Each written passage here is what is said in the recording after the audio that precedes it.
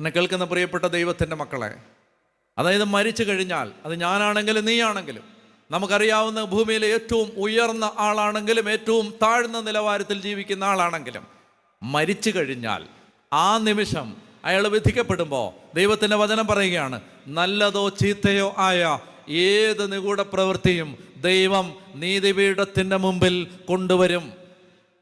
മനുഷ്യൻ്റെ കായിക ശക്തിക്ക്, അംഗബലത്തിന്, ആയുധശക്തിക്ക്, ബാങ്ക് ബാലൻസിന്, കെട്ടിപ്പൊക്കിയ സൗധങ്ങൾക്ക്,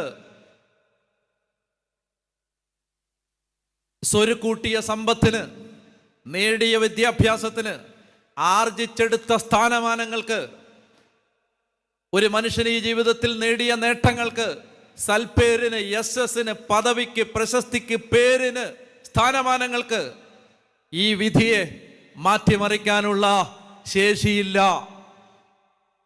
ഒരു മനുഷ്യൻ മരിച്ചു കഴിയുമ്പോൾ അവൻ വിധിക്കപ്പെടുന്നതിനെ മാറ്റാൻ ഈ ഭൂമിയിൽ അവൻ നേടിയ യാതൊരു ഭൗതിക ആനുകൂല്യങ്ങൾക്കും ശേഷിയില്ല.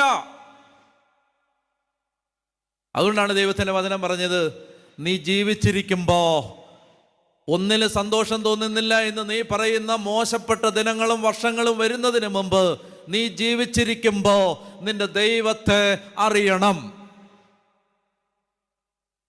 നമുക്ക് ഈ കാൽച്ചുവട്ടിലെ മണ്ണ് ഒഴുകിപ്പോയ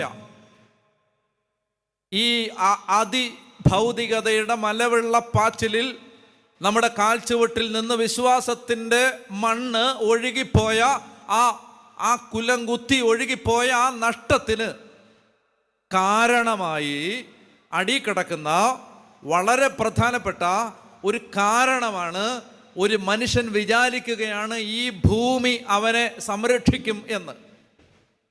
ഈ ഭൂമിയിൽ നമ്മൾ നേടുന്ന നേട്ടങ്ങൾക്ക് നമ്മളെ സഹായിക്കാൻ പറ്റും എന്ന് നമ്മൾ വിശ്വസിക്കുകയാണ്.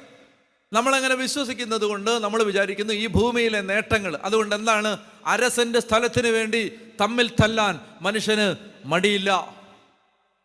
വസ്തുവീതം വെച്ചതിൻ്റെ പേരിൽ സഹോദരങ്ങൾ തമ്മിൽ ആജന്മ വൈരികളായി മാറുന്നതിന് മനുഷ്യനൊന്നും മടിയില്ല. ഒരല്പം സാമ്പത്തിക ലാഭത്തിന് വേണ്ടി ഏത് പ്രിയപ്പെട്ടവരെയും അവരുടെ ഇടനെഞ്ചിലേക്ക് നിഗൂഢമായി കത്തിയാഴ്ത്തി കൊലപ്പെടുത്താൻ, വഞ്ചിക്കാൻ, ചതിക്കാൻ മനുഷ്യന് മടിയില്ല. കാരണം എന്താ അറിയാം, അല്പം നേട്ടത്തിന് വേണ്ടി, 50 രൂപ ലാഭത്തിന് വേണ്ടി, ഒരല്പം